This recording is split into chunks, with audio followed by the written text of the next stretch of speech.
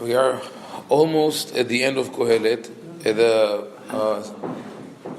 middle of chapter 9, and from here on almost to the end, it's more a collection of short epitaphs, short maxims that Qohelet sort of gathers into one place. Because he already delivered at the middle of chapter 10, verses 8 to 10, 7 to 10, what is his message? Live your life positively and try to do good with others. That's the most important thing.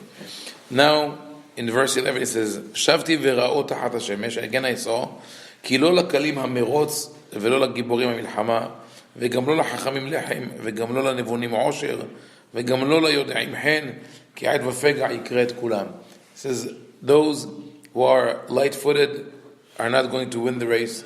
Those who are powerful are not going to win the war. Those who are wise not necessarily will have bread to eat. Those who are intelligent are not necessarily going to have wealth. And those who are learned are not necessarily going to find favor. So again, is a negative, sort of negative worldview. Why? Something will happen to all. כי גם לא ידע האדם את עיתו, כדגים שנאחזים במצודה רעה, וכציפורים האחוזות בפח. כהם יוקשים בני האדם לעת רעה, כשתיפול עליהם פתאום.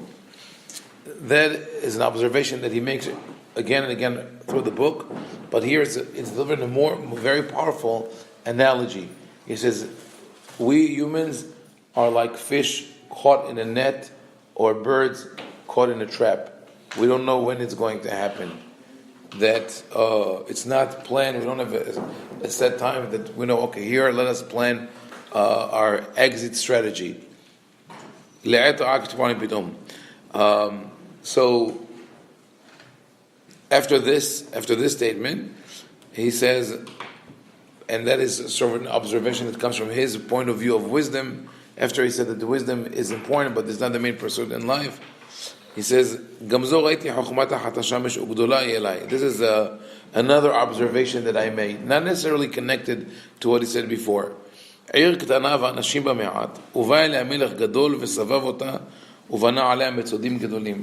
a situation where a small city with not so many people is being besieged by a great king, a mighty king.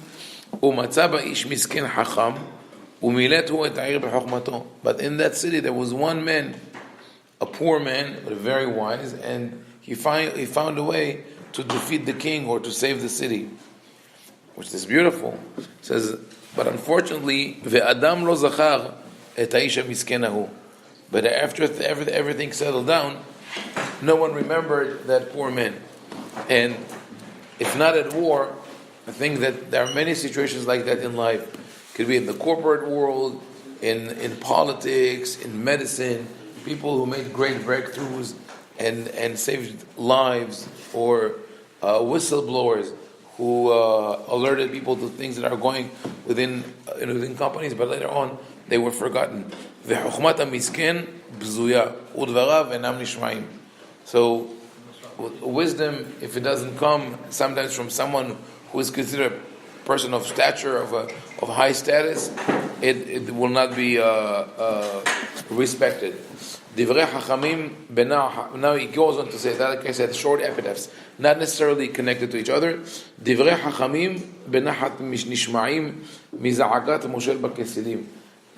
words of the wise are heard when they say it calmly and quietly. So this became really a phrase that a lot of people say in Hebrew. It was a favorite phrase for Rabbi Yosef Mishas.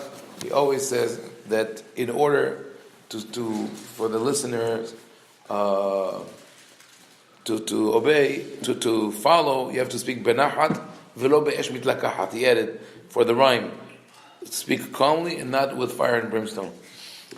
Tova chokhmah miklei krav v'chotei echad ya'abed tova harbe. Wisdom is more valuable than weapons of war, but a single error destroys much of value.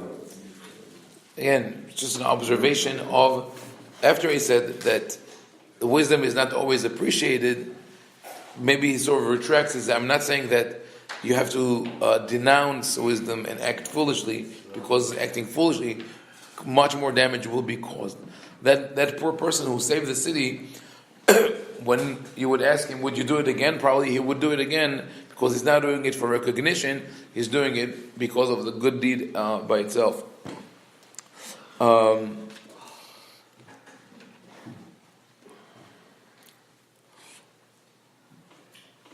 חופר גומץ בו ייפול ופורץ גדר ישכנו נחש. He says that that is an observation that where he says that sometimes the punishment of the evil is the evil itself, and that is that it comes back and bites the sinner. How? חופר גומץ בו ייפול.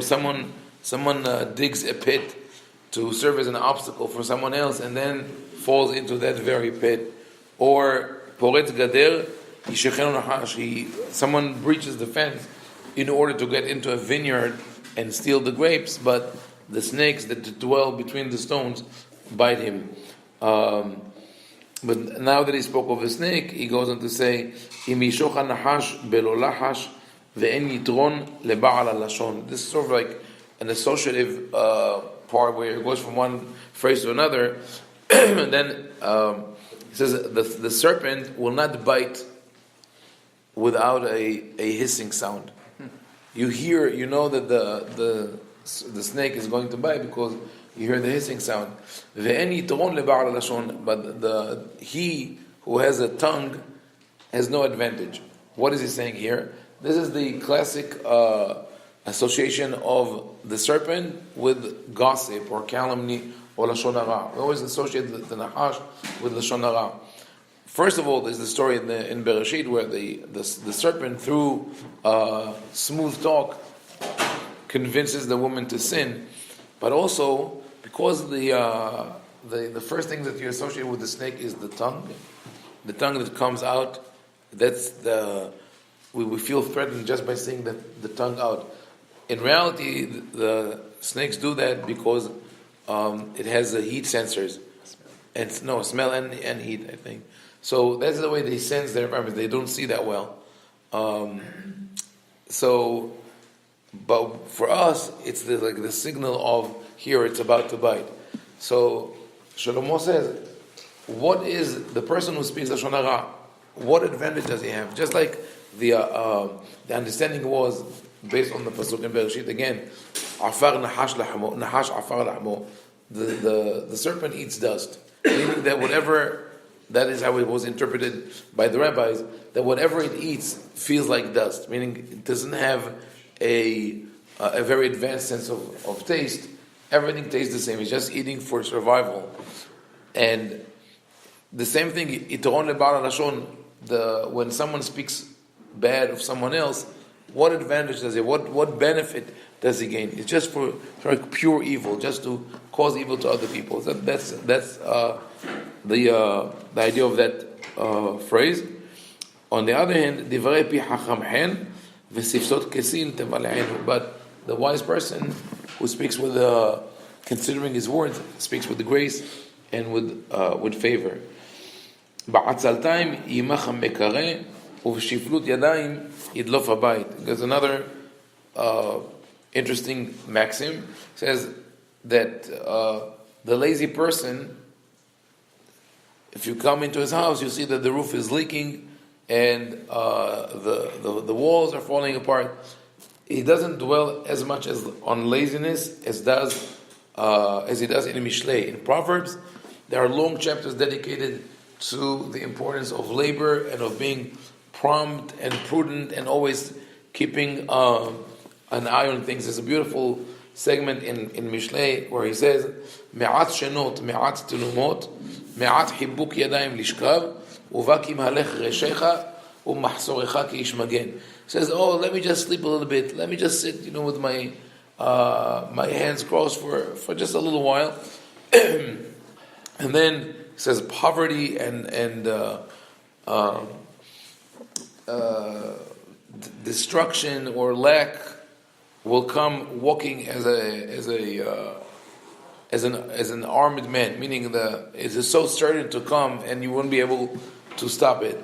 So this is something that Shlomo in Mishlei dwells a lot on. Here he doesn't say so much, But obviously the message here is that one has to always be attentive to what is happening around him, whether it's in the physical world or in the spiritual world.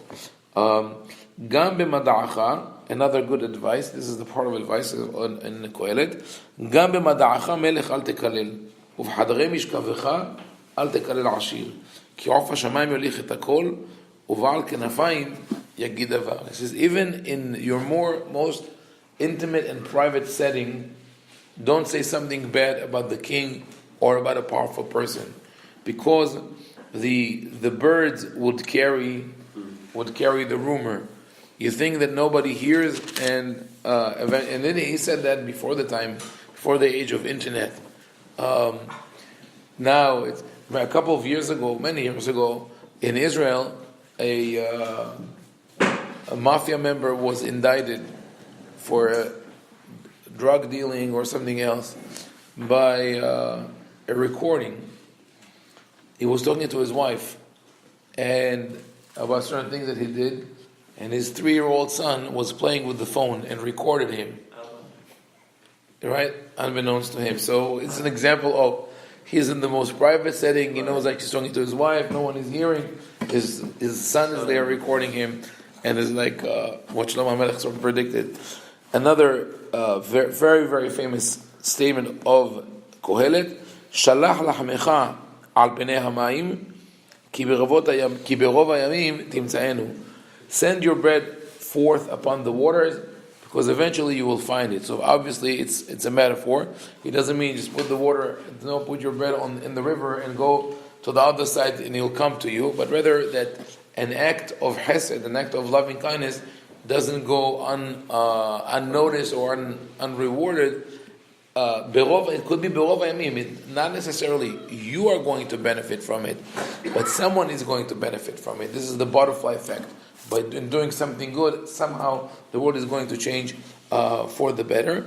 He also says this: Ten helek l'shiv'a v'gam lishmona ki lo teda ma yihye ra'a al haaretz. Give to whomever you can, because you don't know how this is going to evolve. So now when he says give from whatever we have, just give and share with people, he says this: Im yimal'u ha'avim geshem al haaretz yariku.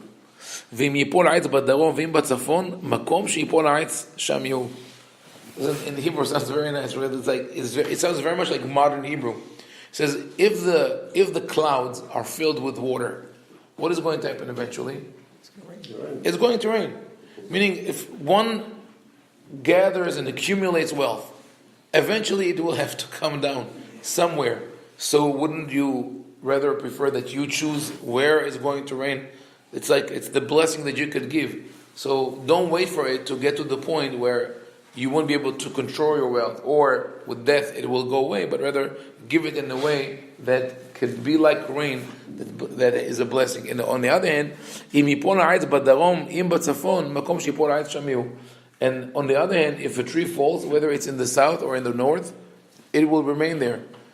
That is the other side of the allegory, of the metaphor. When a person dies, it doesn't matter where he is. The south was always considered lesser than the north. Right? The north is the wealthy area. The south is the poor area. But when one dies, it doesn't matter if it's badarom, batzafon. The tree is not there anymore. So you, as when one is alive and when one is able, give that abundance and help others, which, in a sense, helps plant trees and bring forth the nutrition. Shomer ruach lo yizra, veroe be'avim lo yiktzor.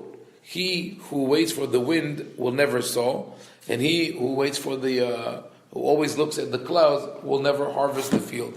Meaning, if that is both about action in general, like taking action, being proactive, and about what he said before about giving when you can give. It says, Shomer ruach lo yizra. You ask the person, when are you going to sow the fields? It's about time. He says, no, I'm waiting for the right direction of the wind. It's not perfect. I'm waiting for the perfect moment. He says, if you always wait for the perfect moment, it will never happen. He say, why don't you harvest? Still waiting for the right time of the No, if the wheat is already full, it's grown, harvest now. Don't wait for the perfect circumstances. And it goes on to say, "B'boker zra et zaraicha ve'la'erev al tanach yadecha, ki enecha yodea ize yichshar hazeh o zeh v'im shneim ke'echad tovim." If you have time to do something, do it. If he speaks to a farmer, you have time to go sow the fields in the morning, do that. In the evening, do that. You don't know which of these seeds will grow. The rabbis took this as an allegory to having children or to teaching students.